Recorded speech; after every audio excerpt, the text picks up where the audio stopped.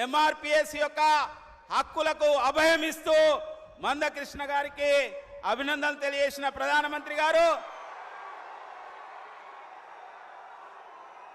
భారత్ మాతా key Modi గారి నాయకత్వం. ఇప్పుడే మన యొక్క అభ్యర్థి శ్రీ ఆరూరు రమేష్ గారు గౌరవ ప్రధానమంత్రి గారిని కలుస్తున్నారు. అదేవిధంగా సీతారాం నాయక్ గారు మన యొక్క మహబూబాద్ అభ్యర్థి. దయచేసి వారికి సన్మానం చేయవలసిందిగా మరి అభ్యర్థులను మరి జిల్లా అధ్యక్షులను నేను కోరుతున్నాను. పద్మ గారు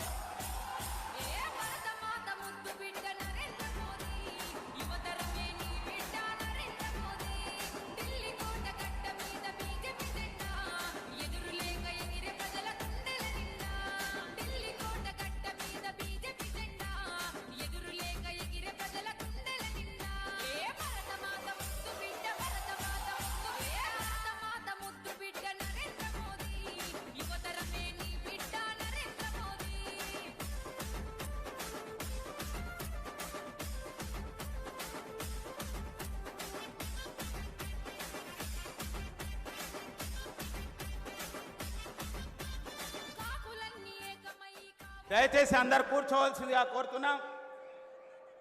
వారికి ఘన స్వాగతం పలికినందుకు జిల్లా శాఖకు మరియు యొక్క పార్లమెంటు నుంచి నాయకులకు అందరికీ ధన్యవాదాలు తెలియజేస్తూ దయచేసి కూర్చోవలసిందిగా కోరుతున్నాను. అందరూ కూడా కూర్చోవాలి తొందరగా.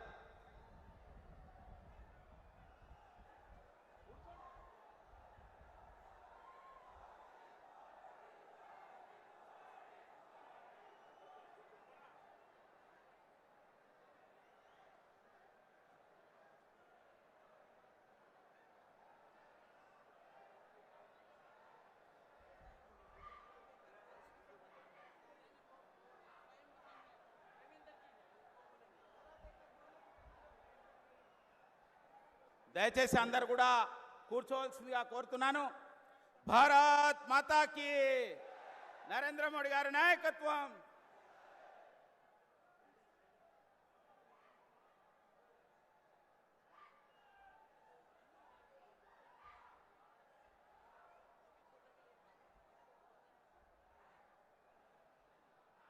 ఇప్పుడు మన యొక్క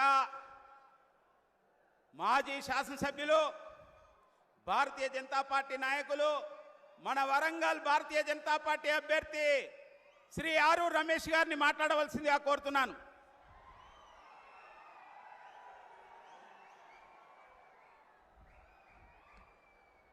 ఈనాటి వరంగల్ పార్లమెంట్ ఎన్నికల ప్రచారంలో భాగంగా వరంగల్ మహబూబాద్ పార్లమెంట్ ప్రజల్ని, వరంగల్ నగర ప్రజల్ని ఉద్దేశించి మాట్లాడడానికి వచ్చిన పెద్దలు, గౌరవనీయులు, పేదల పెన్నిధి, జననేత, బడుగు బలహీన వర్గాల ప్రతినిధి, ఈ దేశ ప్రధాని 10 సంవత్సరాలుగా ఎలాంటి చిన్న అవినీతికి తావు లేకుండా, ఎలాంటి బోఫోర్స్ కుంభకోణాలు లేకుండా దేశ ప్రజలను కాపాడి ఈ దేశాన్ని పరిపాలించిన మహానుభావుడు మోడీ గారికి స్వాగతం, సుస్వాగతం. మరి కార్యక్రమంలో పాల్గొన్న వేదిక పైన ఉన్న పెద్దలందరికీ పేరు పేరున నా యొక్క నమస్కారాలు. మరి 7 నియోజకవర్గాల నుండి విచ్చేసిన వేలాది మంది పార్టీ శ్రేణులకు, అభిమానులకు, కార్మికులకు, కర్షకులకు, పత్రికా మిత్రులకు అందరికీ పేరు పేరున నా యొక్క నమస్కారాలు.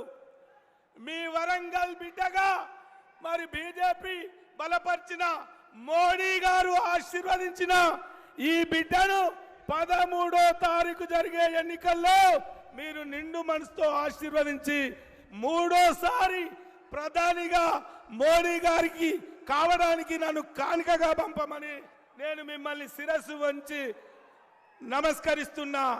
సార్, ఈ వరంగల్ కు బ్రహ్మాండమైన చరిత్ర ఉంది. కాకతీయుల చరిత్ర, కాకతీయుల గడ్డ. మరి ఈ వరంగల్ మహానగరాన్ని అన్ని విధాలుగా అభివృద్ధి చేయడానికి మీ ఆశీస్సులతో రేపు విజయం సాధించిన తర్వాత ఈ నగరంలో కొన్ని పెండింగ్ వర్క్లు ఉన్నాయి సార్. వరంగల్ ప్రజల చిరకాల కోరిక తమరు దిగిన ఎయిర్పోర్టును పునరుద్ధరించి ఈ ప్రజలకు అంకితం చేయాలని నేను ఈ సందర్భంగా మీకు మనవి చేస్తున్నాను సార్. అదే విధంగా తమరు పెద్ద మనసుతో, గొప్ప మనసుతో వ్యాగన్ ఫ్యాక్టరీ ఇచ్చారు. దాని కోచ్ ఫ్యాక్టరీ కావాలని ఇక్కడ ప్రజల డిమాండ్ ఉంది సార్. ఈ ప్రాంత నిరుద్యోగ యువతకు మరి ఉపాధి కల్పించాలి. గతంలో కాంగ్రెస్ పాలనలో మరి ఎవరు కూడా కోచ్ ఫ్యాక్టరీ గురించి పట్టించుకోలే. మీరు వ్యాగన్ ఫ్యాక్టరీ ఇచ్చారు, మీకు ప్రత్యేక ధన్యవాదాలు. దాన్ని కోచ్ ఫ్యాక్టరీ చేయాలని కూడా ఈ సందర్భంగా తమరికి మనవి చేస్తున్నాను సార్. ఇక్కడ textile park, mega textile park ఉంది సార్. దాన్ని పరిగణలోకి తీసుకొని ఈ ప్రాంతం ఆ నేతన్నకు ఉపాధి కల్పించే విధంగా మరి టెక్స్టైల్ పునరుద్ధరించాలని ఈ సందర్భంగా నేను మనవి చేస్తున్నాను సార్. అనేక సంవత్సరాలుగా ఇక్కడ ఆజాంజాయి మిల్లు ఉండే, మరి ఆ టెక్స్టైల్ను తమరు పెద్ద మనసుతో ముందుకు తీసుకుపోవాలని ఈ సందర్భంగా నేను మనవి చేస్తున్నాను సార్. ఇక్కడ విద్యానికి నిలయమైన అనేక యూనివర్సిటీలు ఉన్న ఈ వరంగల్లో ఒక ఐఐఎం ఇవ్వాలని నేను ప్రత్యేకంగా తమని మనవి చేస్తున్నాను సార్. అదేవిధంగా వర్షాలు వస్తే ఈ వరంగల్ నగరం ముంపుకు గురవుతుంది సార్. ఒక అండర్ గ్రౌండ్ డ్రైనేజీ మీరు ఇవ్వాలి. ఈ వరంగల్ నగరాన్ని, ఈ కళా సంపదను తమరు కాపాడాలని కూడా ఈ సందర్భంగా నేను మనవి చేస్తూ, భూపాల్పల్లికి మరి రైల్వే లైన్ తీసుకొచ్చి ఆ ప్రాంత ప్రజల కోరిక తీరాలి. పాలకుర్తిలో టెక్స్టైల్ పార్కు కావాలి. మరి వరంగల్ పార్లమెంటును అన్ని రంగాల్లో మీ ఆశీర్వాదంతో ముందుకు తీసుకుపోతాం, అభివృద్ధి చేస్తాం. ఈ ప్రజలు ఈరోజు బ్రహ్మాండంగా తమరికి అశేషంగా అభినందనలు తెలియడానికి వచ్చారు సార్. ఇక్కడ కాంగ్రెస్ పార్టీ వాళ్ళు నిలిచి గెలవక కొన్ని ప్రత్యేకంగా కావాలని బీజేపీ పైన బురద చల్లుతున్నారు. రిజర్వేషన్లు రద్దని, రాజ్యాంగం రద్దని ప్రజల్ని రెచ్చగొట్టే ప్రసంగాలు చేస్తున్నారు. ఒక పేద బిడ్డ, ఒక బడుగుల బిడ్డ, ఒక బలహీన వర్గాల బిడ్డ, మరి బలహీన వర్గాల ఆశాజ్యోతి జననేత పేదల కోసం రిజర్వేషన్లు పెంచుతాడే తప్ప మరి తగ్గించే ప్రసక్తి లేదు. వరంగల్ ప్రజలారా, మీ అందరికీ తెలుసు ఈరోజు మోడీ గారి నాయకత్వంలో ఈ దేశంలో జరిగిన పాలన విధానం, ఈ దేశంలో ఉన్న పేద బడుగు బలహీన వర్గాల కోసం చేపట్టిన కార్యక్రమాలు ఈరోజు మోడీ గారి ఖాయంలో ఉన్నాయి. దయచేసి మూడోసారి మోడీ గారిని ప్రధాని చేద్దాం. ఈ బిడ్డను ఆశీర్వదించాలని కూడా ఈ సందర్భంగా నేను చేతులెత్తి నమస్కరిస్తూ సెలవు తీసుకుంటున్నా. జై హింద్, జై భారత్, జై తెలంగాణ, జై శ్రీరామ్, భారత్ మాతాకి. మోడీ గారి నాయకత్వం, మోడీ గారి నాయకత్వం. కమలంపు గుర్తుకే, కమలంపు గుర్తుకే. ఆరు రమేష్ గారికి ధన్యవాదాలు. ఇప్పుడు మన దేశ ప్రజల యొక్క అభిమానాన్ని చూరగొని రెండోసారే కాదు మూడోసారి तीसरा बार प्रधानमंत्री पदवी के लिए आ रहे हमारा गौरव प्रधानमंत्री श्री नरेंद्र मोदी जी से मैं अनुरोध कर रहा हूं वे संबोधित करने के लिए हमारा राका सुधाकर जी ट्रांसलेशन చేయవలసిందిగా కోరుతున్నాను.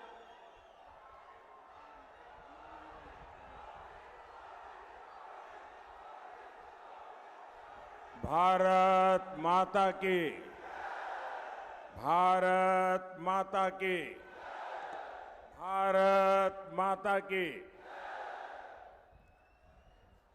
ये इतनी प्यारी गुड़िया है, वाह। नाम क्या है इसका?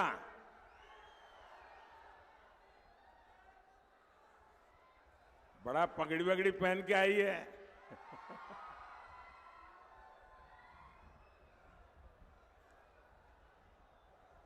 ना तेलंगाना కుటుంబ సభ్యులందరికీ नमस्कारायो। ये मेरा सौभाग्य है कि अहमदाबाद जो मेरी कर्मभूमि रही गुजरात में, उस अहमदाबाद नगर की जो नगर देवी है, नगर देवता है, वो भद्रकाली है। और मुझे आज यहां माता भद्रकाली के चरणों में प्रणाम करने का अवसर मिला है। यहां से कुछ दूरी पर मौजूद रामप्पा मंदिर को भी मैं श्रद्धापूर्वक प्रणाम करता हूं। ये क्षेत्र काकतीय साम्राज्य के गौरव का प्रतीक है और तीसरे चरण के मतदान के अगले दिन मुझे इस क्षेत्र में आपसे आशीर्वाद लेने का सौभाग्य मिला है। साथियों, तीसरे चरण ने दो बातें साफ कर दी है। पहला, एनडीए 3 चरणों में ही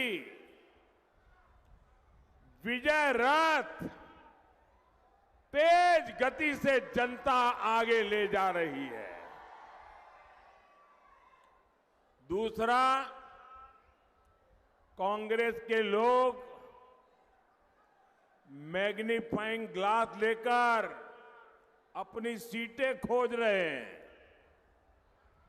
आज तेलंगाना में आपका उत्साह, ये आपके आशीर्वाद इतने अद्भुत है। मैं एक और बात कह सकता हूं, चौथे चरण में कांग्रेस का सामान्य मैग्नीफाइंग ग्लास से काम नहीं चलेगा। कांग्रेस को अपनी सीटें खोजने के लिए माइक्रोस्कोप की जरूरत पड़ेगी। నా తెలంగాణ కుటుంబ సభ్యులందరికీ నమస్కారాలు। నా అదృష్టం ఏమిటంటే నేను పనిచేసినటువంటి అహ్మదాబాద్ యొక్క అధిష్టాత్రి దేవత కూడా భద్రకాళి। ఆ భద్రకాళి అమ్మవారికి, ఆమె చరణాలకు నేను ప్రణామం చేస్తున్నాను। ఇక్కడి నుంచి కొంచెం దూరంలో ఉన్నటువంటి రామప్ప మందిరానికి కూడా నేను నమస్కారాలు చెబుతున్నాను। ఈ ప్రాంతము కాకతీయుల విజయ గౌరవ పతాకకు ప్రతీక। అదేవిధంగా 3వ దశ పోలింగును పూర్తి చేసుకుని నేను ఇక్కడికి వచ్చి మీ ఆశీర్వాదాన్ని తీసుకునేటటువంటి అదృష్టాన్ని పొందాను। మిత్రులారా, 3వ దశ పోలింగ్ 2 విషయాలను స్పష్టం చేసింది। మొట్టమొదటి విషయం, ఎన్డీఏ మొదటి 3 చరణాలలోనే, మొదటి 3 దశల్లోనే విజయ రథము అత్యంత వేగవంతంగా ప్రయాణం చేస్తున్నది। రెండవ విషయం, కాంగ్రెస్ తన సీట్లు ఎక్కడెక్కడ గెలుస్తుందా అని భూతద్దం పెట్టి చూసేటటువంటి పరిస్థితి వచ్చింది। నేడు తెలంగాణలో మీ ఉత్సాహము, మీ ఆశీర్వాదము చాలా అద్భుతంగా ఉంది। నేను మరొక్క మాట చెప్పదలుచుకున్నాను। 4వ చరణం పూర్తయ్యేసరికి కాంగ్రెస్ తన సీట్లను భూతద్దంతో వెతికితే దొరకవు, దానికోసము మైక్రోస్కోప్ కావలసి ఉంది. साथियों, मेरे लिए और बीजेपी के लिए वारंगल हमेशा से बहुत खास रहा है। 40 साल पहले जब बीजेपी के 2 एमपी थे, उनमें से एक सांसद, एक एमपी हनुमकोंडा से ही थे। बीजेपी आपका ये आशीर्वाद इसने कभी नहीं भूल सकती। जब भी कोई मुश्किल आई है, वारंगल के लोगों ने हमेशा बीजेपी का साथ दिया है और इसलिए बीजेपी वारंगल को बीआरएस और कांग्रेस के शिकंजे से बाहर निकालने में कोई कसर बाकी नहीं छोड़ेगी। మిత్రులారా, నా దృష్టిలో వరంగల్ చాలా ముఖ్యమైనటువంటి ప్రధానమైనటువంటి చోటు. ఎందుకంటే 40 సంవత్సరాల క్రితము బీజేపీకి ఇద్దరే ఎంపీలు ఉన్నప్పుడు అందులో ఒకరు మన హనుమకొండ నుంచి మన కీర్తిశేషులు జంగారెడ్డి గారు. బీజేపీ మీ యొక్క ఈ అభిమానాన్ని, ఆశీర్వాదాన్ని, స్నేహాన్ని ఎప్పటికీ మరిచిపోలేదు. మాకు ఎప్పుడు కష్టం వచ్చినా వరంగల్ ప్రజానీకం మా వెన్నంటి నిలిచారు. అందుకే బీజేపీ వరంగల్లో బీఆర్ఎస్ కాంగ్రెస్ యొక్క ఇనప గుప్పటి నుంచి వరంగల్ని బయటకు తీసేందుకు సర్వ ప్రయత్నాలను చేయబోతోంది. साथियों, आज आप सबके सामने विकसित भारत, विकसित तेलंगाना का सपना है। आप चाहते हैं ना कि भारत विकसित बने? आप चाहते हैं ना भारत विकसित बने? आप चाहते हैं ना भारत विकसित बने? आप चाहते हैं ना भारत की साख पूरी दुनिया में आगे बढ़े? आप चाहते हैं ना? आप चाहते हैं ना कि आपके बच्चों का भविष्य उज्जवल हो? आप चाहते हैं आपके बच्चों का भविष्य उज्जवल हो? आजकल आप देख रहे हैं विश्व किस हालात से गुजर रहा है। दुनिया में हर और अस्थिरता है, अशांति है, संकट है। ऐसे में क्या देश की कमान गलत हाथों में दी जा सकती है? इसलिए ही देश कह रहा है, फिर एक बार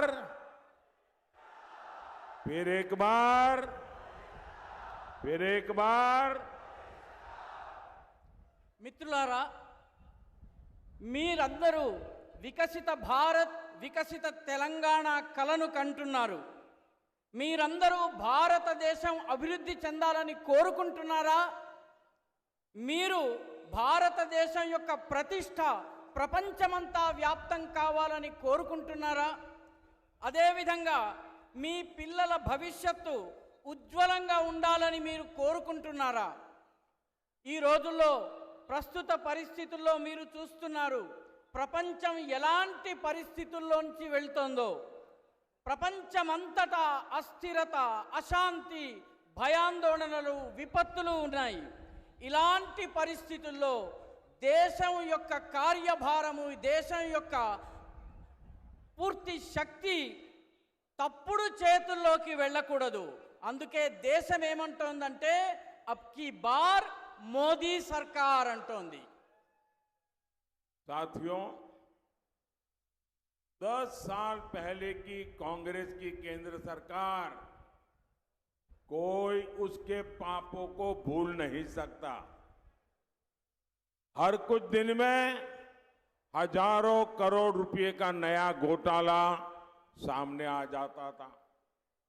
देश के बड़े बड़े शहरों में सीरियल बम ब्लास्ट होते थे। जहां कांग्रेस आई वहां प्रॉब्लम लाई। देश यही देख रहा था। इस बार तो इंडी अलायंस 5 साल 5 पीएम का फॉर्मूला लेकर आई है। आप कल्पना करिए, इन्हें सत्ता मिली तो ये देश का क्या हाल करेंगे। हर वर्ष एक नया पीएम, दूसरे साल दूसरा पीएम, तीसरे साल तीसरा पीएम, ये देश का भला कर सकते हैं क्या? మిత్రులారా, 10 సంవత్సరాల క్రితం వరకు కాంగ్రెస్ ప్రభుత్వము ఏ రకమైన పాపాలు చేసిందో మీరెవరూ మర్చిపోలేరు. గత ప్రతి 4 రోజులకి వేల కోట్ల రూపాయల కుంభకోణాలు, అవినీతి స్కాములు బయటపడుతూ ఉండేవి. దేశంలోని పెద్ద పెద్ద పట్టణాల్లో వరుస బాంబు పేలుళ్లు సంభవించేవి. కాంగ్రెస్ వచ్చిందంటే సమస్యలు వచ్చేవి. దేశం దీన్నే చూస్తూ వచ్చింది. ఈసారి ఇండి అలయన్స్ 5 సంవత్సరాలలో 5గురు ప్రధానమంత్రుల్ని తీసుకొస్తామని చెబుతోంది. మీరొక్కసారి ఊహించండి. రోజుకొక ప్రధానమంత్రి, మొదటి సంవత్సరం ఒక ప్రధానమంత్రి, రెండవ సంవత్సరం ఒక ప్రధానమంత్రి, మూడవ సంవత్సరం ఒక ప్రధానమంత్రి. ఇలాంటి ప్రభుత్వం మనకి కావాలా? ఈ దేశాన్ని అటువంటి వాళ్ళ చేతుల్లోకి మనం అప్పగిద్దామా? अच्छा, मैं एक अलग तरीके से समझाता हूं। मान लो कि हमारे वारंगल में 10 किसान इकट्ठे हो गए और 10 किसान इकट्ठे होकर के उन्होंने किसी को बुलाया जो जमीन में पानी कहां है उसकी खोज करने वाले को, और 10 किसानों ने पूछा कि भाई हम 10 खेतों के लिए पानी के लिए जमीन से पानी निकालना चाहते हैं। अब जरा हमें खोज के बताओ कि कहां पानी निकलेगा और कितना ऊंडा निकलेगा, कितना गहरा निकलेगा।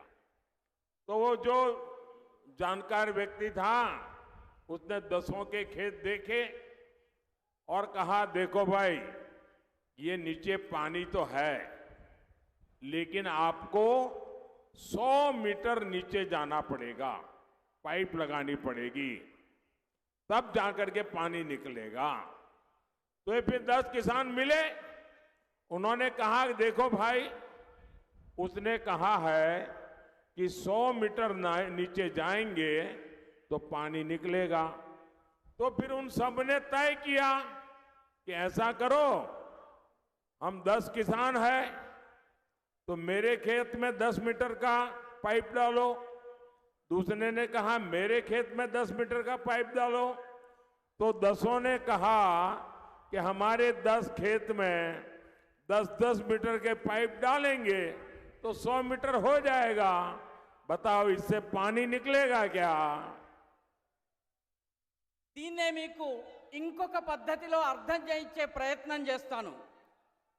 వరంగల్లో ఒక 10 మంది రైతులు ఉన్నారనుకోండి. ఈ 10 మంది రైతులు కలిసి తమ పొలాల్లో బోరు పైపు వేయించుకోవాలనుకున్నారు. వీళ్ళు ఒక నిపుణుడిని పిలుచుకొచ్చారు. ఆ నిపుణుడు మొత్తము పరిశీలించిన తరువాత ఇక్కడ 100 మీటర్లు లోపల తవ్వినట్లయితే మీకు నీరు పడుతుంది అని చెప్పాడు. అప్పుడు ఈ 15 మంది రైతులు ఒక్కొక్కరు నా పొలంలో 10 మీటర్లు, పక్కవాడి పొలంలో 10 మీటర్లు, ఆ పక్కవాడి పొలంలో 10 మీటర్లు, ఇలా 10 మంది పొలాల్లో 10 మీటర్లు గనక బోరు తవ్వినట్టయితే 100 మీటర్లు అయిపోతుందని అన్నారు. ఇలా చేస్తే నీళ్ళు వస్తాయా?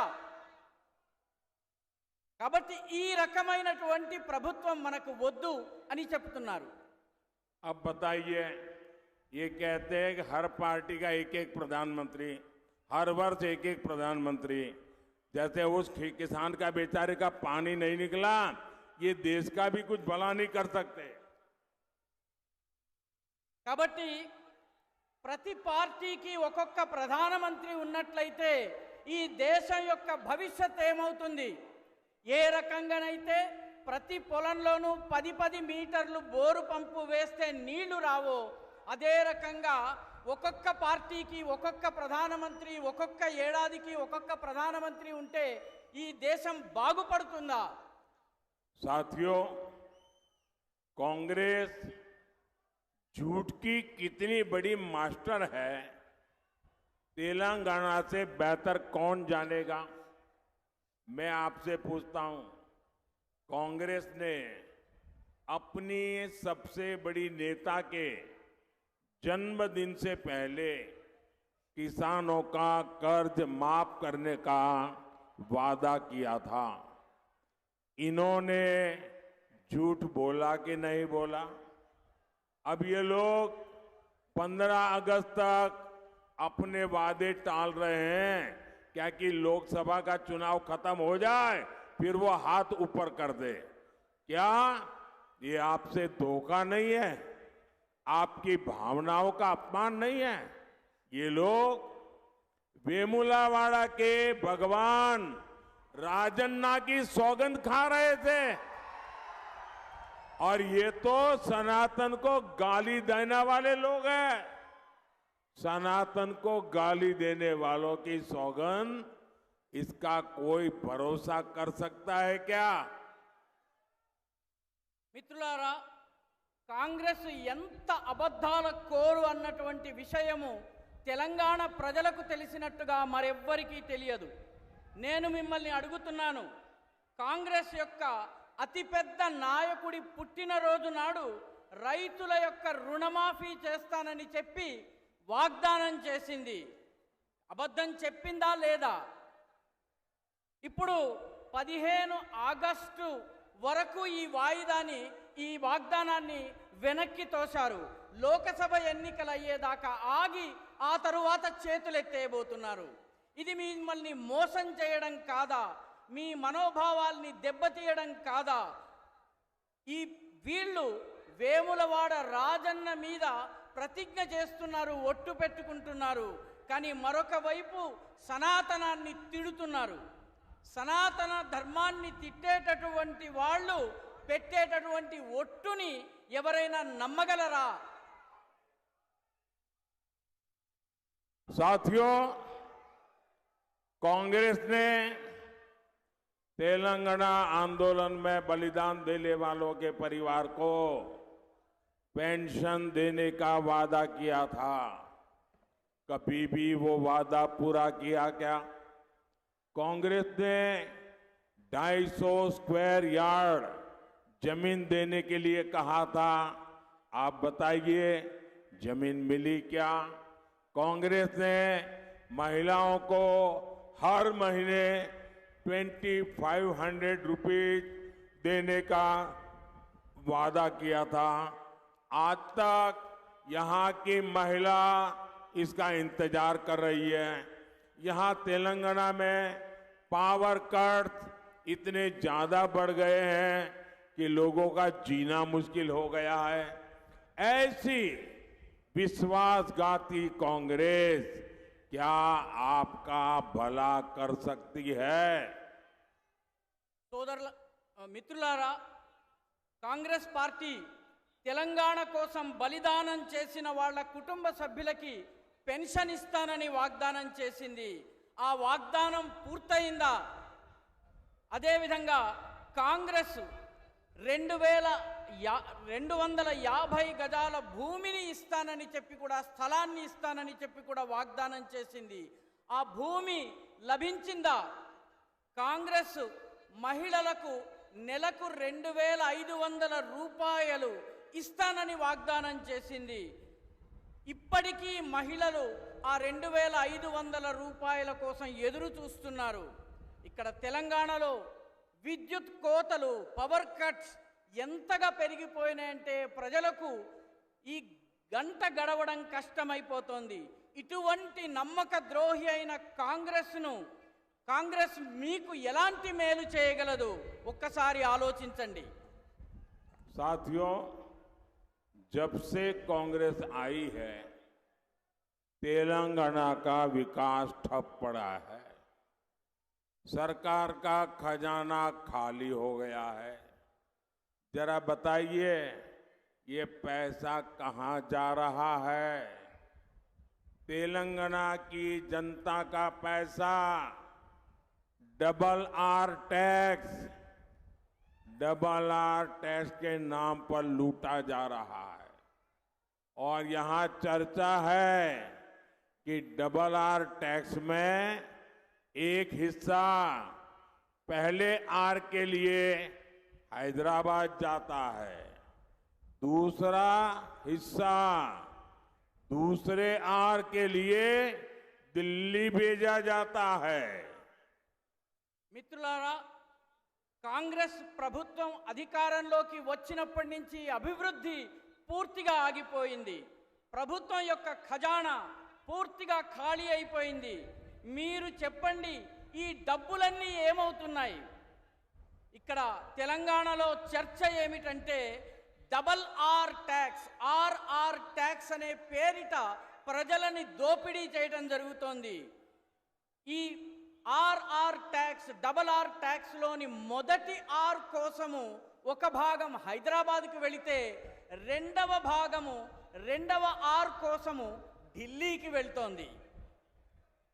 कांग्रेस हो या इंडी अलायंस, ये जहां सत्ता में आए वो राज्य उनका एटीएम बन गया। अभी झारखंड से नोटों के पहाड़ निकले हैं, आपने देखा है ना। इसके पहले कांग्रेस के एक सांसद के यहां 300 करोड़ कैश निकला था, और जब मोदी इनके ब्लैक मनी, इनके करप्शन पर कार्रवाई करता है तो ये मोदी को गाली देते हैं। కాంగ్రెస్ కావచ్చు లేదా ఇండి అలయన్స్ కావచ్చు, ఈ రెండు ఏ రాష్ట్రంలో అధికారంలోకి వచ్చాయో ఆ రాష్ట్రము ఈ పార్టీల కోసం ఏటీఎంగా మారిపోతుంది. ఈ మధ్య జార్ఖండ్లో నోట్ల కట్టల గుట్టలు బయటపడ్డాయి. దీన్ని మీరు చూసే ఉంటారు. అదేవిధంగా ఇంతకు ముందు ఒక కాంగ్రెస్ ఎంపీ గారి ఇంట్లో 300 కోట్ల రూపాయల క్యాష్ నగదు బయటపడింది. మోదీ వీళ్ళ దగ్గర ఉన్నటువంటి నల్లధనాన్ని, బ్లాక్ మనీని, వీళ్ళ అవినీతిని అంతం చేసేందుకు చర్యలు తీసుకుంటే వీళ్ళందరూ మోదీని విమర్శిస్తూ ఉంటారు. साथियों, कांग्रेस के लिए देश का संविधान कोई मायने नहीं रखता। बाबा साहब आंबेडकर ने खुद कहा था कि भारत में रिलीजन के आधार पर रिजर्वेशन नहीं मिलना चाहिए। लेकिन कांग्रेस ने कर्नाटका में बीसी आरक्षण काटकर मुस्लिमों को दे दिया है। यही कोशिश इन्होंने संयुक्त आंध्र प्रदेश में भी की थी, लेकिन तब हाई कोर्ट ने उस पर रोक लगा दी थी। ये बात कांग्रेस को खटक रही है, इसलिए ये कांग्रेस कानून बनाकर एससी, एसटी, ओबीसी इनका आरक्षण हटाकर अपने वोट बैंक मुसलमानों को देना चाहते हैं। जितना आरक्षण आज एससी, एसटी, ओबीसी को मिलता है, वो खत्म करके इंडी अलायंस पूरा का पूरा रिजर्वेशन मुसलमानों को देना चाहती है। मैं जरा आपसे पूछना चाहता हूं, क्या आप ये लूट होने देंगे? ये आपका आरक्षण लूट लेंगे, आप देखते रहेंगे? మిత్రులారా, కాంగ్రెస్ దృష్టిలో ఈ దేశపు రాజ్యాంగానికి ఎలాంటి విలువ లేదు. బాబాసాహెబ్ అంబేద్కర్ స్వయంగా మతం ఆధారంగా రిజర్వేషన్లు ఇవ్వకూడదని చాలా స్పష్టంగా చెప్పారు. కానీ కాంగ్రెస్ కర్ణాటకలో వెనకబడిన తరగతులు అంటే బీసీల రిజర్వేషన్ను కత్తిరించి ముస్లింలకు ఇచ్చింది. ఇదే ప్రయత్నము అవిభక్త ఆంధ్రప్రదేశ్లో కూడా చేయడం జరిగింది. కానీ హైకోర్టు దీనిని నిలువరించింది, నిలిపివేసింది. దీన్ని కాంగ్రెస్ ప్రభుత్వం సహించలేకపోతోంది. అందుకే చట్టాన్ని చేసైనా సరే షెడ్యూల్డ్ కులాలు, షెడ్యూల్డ్ తరగతులు, ఓబీసీలకు సంబంధించిన రిజర్వేషన్ను తొలగించి తమ ఓట్ బ్యాంక్ అయినటువంటి ముస్లింలకు ఇవ్వాలని అనుకుంటోంది. ఎంత రిజర్వేషన్ అయితే ఎస్సీ, ఎస్టీ, ఓబీసీలకు లభిస్తుందో దానిని పూర్తిగా నిలుపు చేయాలని చెప్పి ఇండి అలయన్స్ మొత్తము దేశంలో ఉన్నటువంటి రిజర్వేషన్ అంతా కూడాను ముస్లిములకు ఇవ్వాలని ప్రయత్నిస్తున్నది. మీరు ఇలా జరగనిస్తారా? రిజర్వేషన్లను తొలగించటాన్ని మీరు అంగీకరిస్తారా? ये कांग्रेस वालों को पहचानो। ये एससी, एसटी, बीसी उसका आरक्षण मुसलमान को देने को तो तैयार है, लेकिन मेरा माड़ीगा समाज वो अपने अधिकारों की लड़ाई लड़ रहा है, उसको न्याय देने को तैयार नहीं। मेरा छोटा भाई कृष्णा आज यहां मौजूद है और माड़ीगा समाज के अन्याय को दूर करने के लिए ये मोदी ने वादा किया है, असेंबली में किया था। मैं भूल नहीं जाऊंगा, मैं इसे पूरा करके रहूंगा।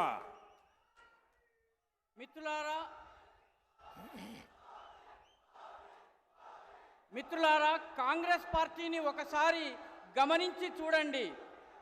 ఎస్సీలు, ఎస్టీలు, ఓబీసీలకు చెందినటువంటి రిజర్వేషన్లు ముస్లింలకు ఇవ్వడానికైతే ముందుకొస్తోంది, కానీ నా మాదిగ సోదరులకు రిజర్వేషన్ ఇచ్చేటటువంటి విషయంలో మాత్రం వెనకడుగు వేస్తోంది. ఇక్కడ నా చిన్న తమ్ముడైనటువంటి కృష్ణ మాదిగ గారు ఉన్నారు. వారు మాదిగల కోసం పోరాడుతున్నారు. ఇప్పటి వరకు న్యాయం జరగలేదు. నేను వారికి న్యాయం చేస్తానని వాగ్దానం చేశాను. ఆ వాగ్దానాన్ని ఇప్పటి వరకు మరిచిపోలేదు, అమలు చేసి చూపిస్తాను. साथियों, कांग्रेस को एससी, एसटी, बीसी समाज के जो होनहार युवा हैं, वो अपनी मेहनत करके जो प्रगति कर रहे हैं ना, ये कांग्रेस वाले उससे डरने लगे हैं।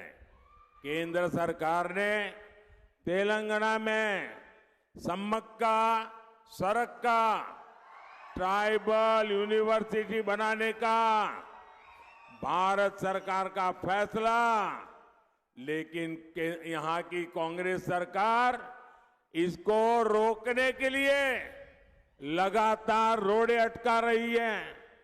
कांग्रेस सोचती है एससी, एसटी युवा आगे बढ़ जाएंगे तो शाही खानदान के बेटे बेटियों की कुर्सी कैसे मिलेगी?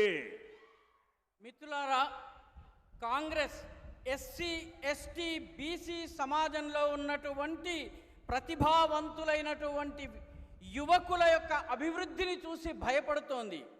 కేంద్ర ప్రభుత్వం తెలంగాణలో సమ్మక్క సారక్క ట్రైబల్ యూనివర్సిటీని నిర్మాణం చేయాలని సంకల్పించింది.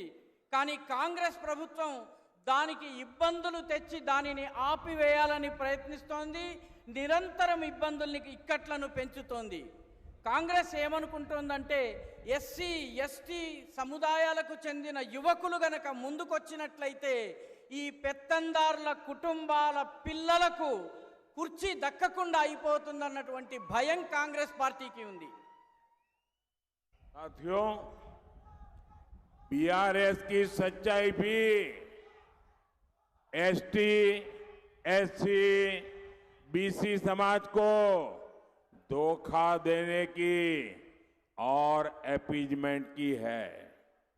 बीआरएस ने 2014 में आपसे वादा किया था कि वो सरकार में आई तो दलित सीएम बनाएंगी, और सीएम कौन बना था? बीआरएस ने यहां दलित बंधु स्कीम के नाम पर भी आपका भरोसा तोड़ा, और यही बीआरएस है जिसने अपनी अपीजमेंट पॉलिटिक्स को आगे बढ़ाते हुए मुस्लिम आईटी पार्क बनाने की बात कही थी। మిత్రులారా, బీఆర్ఎస్ యొక్క వాస్తవాన్ని కూడా తెలుసుకుందాం. ఎస్సీలు, షెడ్యూల్డ్ కులాలు, షెడ్యూల్డ్ తరగతులు, ఎస్టీలు, అదేవిధంగా బీసీ సమాజానికి మోసం చేయడము, బుజ్జగింపు రాజకీయాలే బీఆర్ఎస్ యొక్క రాజకీయాలు. 2014లో అధికారంలోకి వస్తే ఒక దళితుణ్ణి ముఖ్యమంత్రిగా చేస్తామని వాగ్దానం చేశారు. కానీ ఈ ముఖ్యమంత్రి ఎవరయ్యారు? బీఆర్ఎస్ దళిత బంధు స్కీమ్ పేరిట కూడా మిమ్మల్ని, మీ నమ్మకాన్ని వమ్ము చేసింది. అంతేకాదు, ఇదే బీఆర్ఎస్ ఇదే బుజ్జగింపు రాజకీయాల్లో భాగంగా, మైనారిటీ బుజ్జగింపు రాజకీయాల్లో భాగంగా ముందుకు వెళుతూ కేవలం ముస్లిముల కోసము ఐటీ పార్కులను ఏర్పాటు చేస్తామని కూడా ప్రకటించింది. ये हमारा कल्चर देखिए, हमें 14 में आपने सेवा करने का मौका दिया तो हमने सबसे पहले राष्ट्रपति बनाए रामनाथ कोविंद जी, एक दलित को। हमें 2019 में दूसरी बार मौका मिला तो हमने राष्ट्रपति के रूप में आदिवासी बेटी को देश के राष्ट्रपति के रूप में द्रौपदी मुर्मू जी को पसंद किया, और कांग्रेस ने इसका भरपूर विरोध किया। మిత్రులారా, అదే మా సంస్కృతిని చూడండి. 2014లో మేము తొలిసారి అధికారంలోకి రాగానే 2014లో రామ్నాథ్ కోవింద్ ఒక దళిత సమాజానికి చెందినటువంటి నేతను ఈ దేశపు రాష్ట్రపతిగా చేశాము. 2019లో ఆదివాసీ సముదాయానికి చెందినటువంటి ద్రౌపది ముర్ము గారిని దేశపు రాష్ట్రపతిగా చేశాము. కాంగ్రెస్ ఈ రెండిటిని వ్యతిరేకించింది. साथियों, मैं बहुत सोच रहा था कि द्रौपदी जी, जिनकी बहुत अच्छी प्रतिष्ठा है, आदिवासी समाज की एक प्रतिष्ठित बेटी है, उसको हम राष्ट्रपति बना रहे हैं, तो कांग्रेस उनको हराने के लिए इतनी मेहनत क्यों कर रही है? कांग्रेस आदिवासियों को नाराज क्यों कर रही है? मैं सोचता रहता था, लेकिन मुझे समझ नहीं आता था। मुझे लगता है ठीक है, ये शाहजादे का दिमाग ऐसा है तो शायद वो द्रौपदी जी का विरोध कर रहा है, उनको चुनाव में हराने के लिए निकल पड़ा है। लेकिन मुझे आज पता चला कि ये कांग्रेस पार्टी द्रौपदी मुर्मू, जो एक आदिवासी बेटी थी, उसको हराने के लिए क्यों मैदान में उतरे थे।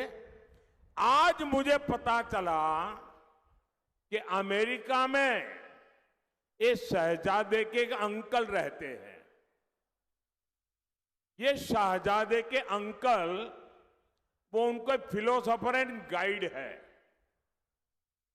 और जैसे क्रिकेट में आजकल थर्ड एम्पायर होता है ना, कोई कंफ्यूजन हो तो थर्ड एम्पायर को पूछते हैं, और वैसे ही ये शहजादे, ये थर्ड प्लेयर को कंफ्यूजन होते हैं तो सलाह लेते हैं। ये शहजादे के फिलोसोफर एंड गाइड अंकल ने बड़ा रहस्य खोला है। उसने कहा है कि जिनका चमड़ी का रंग काला होता है ये सब अफ्रीका के हैं। मतलब आप सबको, मेरे देश के अनेक लोगों को चमड़ी के रंग के आधार पर उन्होंने इतनी बड़ी गाली दे दी। तब जाकर के मुझे समझ आया कि चमड़ी का रंग देख करके उन्होंने मान लिया कि द्रौपदी मुर्मू भी अफ्रीकन है और इसलिए उनकी चमड़ी का रंग काला है तो उनको हराना चाहिए।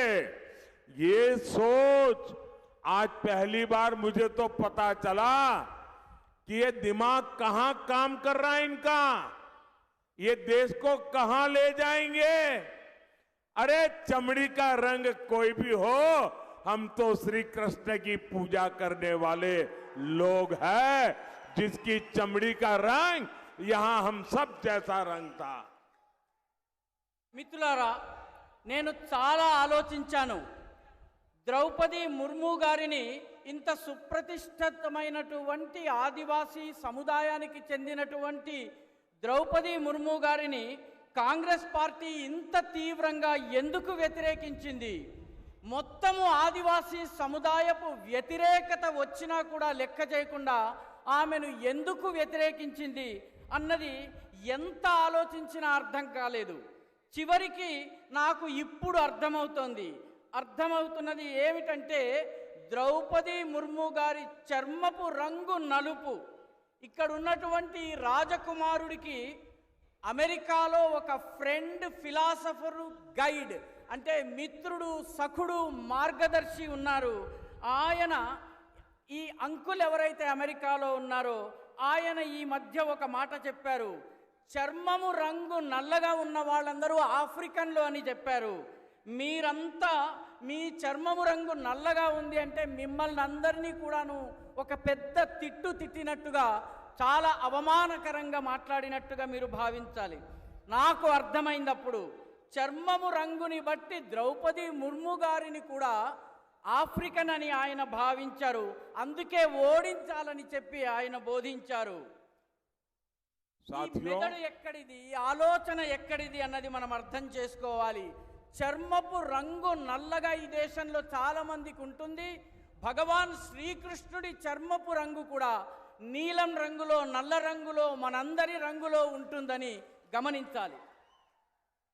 साथियों, मैं एक गंभीर सवाल आज आपको पूछना चाहता हूं. मैं पहले चाहूंगा कि तेलुगु में उसका अनुवाद हो ताकि मेरा सवाल मैं सही तरीके से आपको पूछ सकूं. మిత్రులారా, నేను ఇప్పుడు ఒక ముఖ్యమైన ప్రశ్న మిమ్మల్ని అడగబోతున్నాను. దీన్ని తెలుగులో నేను వివరిస్తాను. ఆ తరువాత మీరు దీనికి జవాబు ఇవ్వవలసి ఉంటుంది. साथियों, मेरा सवाल है और आप तेलुगु में बोलने के बाद मुझे जवाब देना. क्या हमारे देश में ये शहजादे, मैं बहुत गुस्से में हूं आज दोस्तों, मुझे कोई गाली दे मुझे गुस्सा नहीं आता है, मैं सहन कर लेता हूं, लेकिन आज शहजादे के फिलोसोफर ने इतनी बड़ी गाली दी है जिसने में गुस्सा भर दिया है. कोई मुझे बताइए, क्या मेरे देश में चमड़ी के रंग के आधार पर लोगों की योग्यता तय होगी? क्या चमड़ी के रंग का खेल शहजादे को किसने इजाजत दी है? संविधान सर पे लेकर के नाचने वाले लोग चमड़ी के रंग के आधार पर मेरे देशवासियों का अपमान कर रहे हैं. మిత్రులారా, ప్రశ్నను తెలుగులో వివరిస్తాను. మన దేశంలో కూడా ఈ రాకుమారుడు ఎవరైతే ఉన్నారో ఈ పెత్తందారుల పెద్ద కుమారుడు ఎవరైతే ఉన్నారో ఆయన మీద నాకు చాలా కోపం వస్తుంది. నన్ను తిడితే నాకు కోపం రాదు, కానీ నా దేశంలో ఉన్నటువంటి అనేక మంది ప్రజలను, ఇక్కడ ఉన్నటువంటి వాళ్ళ చర్మం రంగుని పట్టి ఈ దేశపు రాకుమారుడి ఫిలాసఫర్ వారి యొక్క మార్గదర్శకుడు లండన్లో కూర్చుని అమెరికాలో కూర్చుని తిట్టడము నాకు కోపం తెప్పిస్తోంది. మీరు చెప్పండి, ఈ దేశంలో చర్మపు రంగుని పట్టి యోగ్యతను నిర్ధారిస్తారా? జవాబివ్వండి. ఈ దేశంలో రాజ్యాంగాన్ని తమ నెత్తిన పెట్టుకుని తిరిగేటటువంటి వాళ్ళు చర్మం ఆధారంగా వ్యక్తుల గొప్ప హెచ్చు తగ్గులని నిర్ధారించడం సబబా? జవాబివ్వండి. शहजादे, आपको जवाब देना पड़ेगा। चमड़ी के रंग के आधार पर मेरे देशवासियों का अपमान मेरा देश सहन नहीं करेगा और मोदी तो कतई नहीं करेगा। మిత్రులారా, మీరు జవాబు చెప్పాలి. చర్మం రంగు ఆధారంగా ఈ దేశంలో వ్యక్తులను అవమానపరచటము ఈ దేశంలో సాధ్యం కాదన్నటువంటి విషయాన్ని మీరు జవాబు రూపంలో చెప్పాలి. ఈ దేశం యొక్క ప్రతిష్టను భగ్నం చేసేటటువంటి ప్రయత్నాన్ని మోదీ సహించరు. ఈ విషయాన్ని కూడా మీరు అర్థం చేసుకుని కరతాళ ధ్వనుల ద్వారా మీరు చెప్పండి. साथियों, कांग्रेस के कुशासन की कीमत तेलंगाना के किसानों ने भी चुकाई है। बीआरएस ने कालेश्वरम घोटाला किया था। कांग्रेस बीआरएस को बचाने में लगी है। कालेश्वरम प्रोजेक्ट पर इसका लूट का नुकसान हमारे किसानों को हो रहा है। మిత్రులారా, కాంగ్రెస్ ప్రభుత్వం యొక్క దుశ్శాసన పర్వం యొక్క ఖరీదు మూల్యాన్ని తెలంగాణ యొక్క రైతులు చెల్లించాల్సి వస్తోంది. బీఆర్ఎస్ ప్రభుత్వము కాళేశ్వరం స్కామ్కి పాల్పడింది. కాంగ్రెస్ ప్రభుత్వము బీఆర్ఎస్ని కాపాడేందుకు ప్రయత్నిస్తోంది. కాళేశ్వరం ప్రాజెక్టు పేరిట జరిగినటువంటి లూటీ యొక్క నష్టాన్ని రైతులు భరించాల్సి వస్తోంది. साथियों, बीजेपी के लिए किसान हमारी टॉप प्रायोरिटी है, पहली प्राथमिकता है। हमने टर्मरिक किसानों के लिए टर्मरिक बोर्ड बनाया। हमने पैडी और कॉटन की रिकॉर्ड खरीद की। आज तेलंगाना के करीब 40 लाख किसानों को किसान सम्मान निधि मिल रही है। हमने रामागुंडम में बंद पड़ी फर्टिलाइजर की फैक्ट्री शुरू करवाई। नौजवानों को रोजगार मिला, किसानों को फर्टिलाइजर मिला। మిత్రులారా, బీజేపీకి రైతులకే బీజేపీ యొక్క పెద్దపీట. మా యొక్క ప్రాథమికత రైతాంగము, రైతు సంక్షేమం. అందుకే పసుపు రైతుల కోసము టర్మరిక్ బోర్డుని, పసుపు బోర్డుని ఏర్పాటు చేశాము. వరి ధాన్యము, పత్తి కోసము రికార్డు స్థాయిలో కొనుగోళ్లు చేశాము. తెలంగాణలోని 40 లక్షల మంది రైతులకు కిసాన్ సమ్మాన్ నిధి అందుతోంది. అదేవిధంగా రామగుండంలో మూతబడిపోయినటువంటి ఫర్టిలైజర్ ఫ్యాక్టరీని మళ్ళీ ప్రారంభించాము. దీనివల్ల యువకులకు ఉపాధి లభిస్తోంది, రైతులకు ఎరువులు లభిస్తున్నాయి. साथियों, तेलंगाना सरकार तो केंद्र के विकास कार्यों से भी परेशान है। तेलंगाना और वारंगल में हमने टेक्सटाइल पार्क बनाया है, लेकिन ये लोग टेक्सटाइल पार्क के संचालन में समस्या पैदा कर रहे हैं। उसमें भी वो RRR टैक्स की फिराक में है। మిత్రులారా, తెలంగాణ ప్రభుత్వం కేంద్ర ప్రభుత్వం చేస్తున్నటువంటి అభివృద్ధి కార్యక్రమాల పట్ల కూడాను తెలంగాణ ప్రభుత్వానికి ఇబ్బందిగా ఉంది. దీనివల్ల అది కూడా చాలా ఇబ్బంది పరేషానికి గురవుతోంది. తెలంగాణ అదేవిధంగా వరంగల్లో మేము టెక్స్టైల్ పార్కుని ఏర్పాటు చేశాము. కానీ టెక్స్టైల్ పార్కుని నడిపించే విషయంలో, నిర్వహణ విషయంలో కూడాను సమస్యలు వచ్చేలాగా ప్రయత్నిస్తున్నారు. साथियों, 13 मई को आपका वोट तेलंगाना को नुकसान पहुंचाने वालों को जवाब देगा। मेरा आपसे आग्रह है, वारंगल से श्रीमान अरूरी रमेश, महबूबाबाद से डॉक्टर सीताराम नाइक, ये हमारे दोनों साथियों को लोकसभा में भेजना है। ये लोग पार्लियामेंट में आएंगे तो मोदी की ताकत बढ़ जाएगी। और इसलिए कमल का फूल, कमल के फूल पे बटन दबाना, और आप कमल के फूल पर बटन दबाएंगे, वो वोट सीधा सीधा मोदी को जाएगा। और आपका वोट देश को विकसित बनाएगा, आपका वोट तेलंगाना को विकसित बनाएगा। और ये मोदी आप सबको इसकी गारंटी देता है। మిత్రులారా, మే 13వ తారీఖున తెలంగాణకు నష్టం చేస్తున్నటువంటి, ఇబ్బందులు కలిగిస్తున్నటువంటి వాళ్లకు జవాబు చెప్పవలసినటువంటి సమయం వచ్చింది. మీ అందరినీ నేను కోరుతున్నాను, వరంగల్ నుంచి శ్రీమాన్ ఆరూరి రమేష్ గారిని, మహబూబాబాద్ నుంచి డాక్టర్ సీతారాం నాయక్ గారిని లోకసభకు పంపించండి. మోదీకి బలం చేకూర్చండి. కమలం పువ్వు గుర్తు మీద బటన్ని నొక్కండి. వీళ్ళిద్దరినీ భారీ మెజారిటీతో గెలిచి ఢిల్లీకి వెళ్ళేలా చేయండి. మీ ఓటు ఒక అభివృద్ధి చెందినటువంటి వికసిత భారతదేశాన్ని, అదేవిధంగా వికసిత తెలంగాణను చేస్తుందని మోదీ యొక్క గ్యారంటీగా నేను మీకు మాటిస్తున్నాను.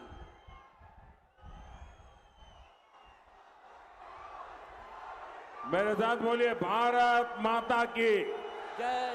भारत माता की। बहुत बहुत धन्यवाद।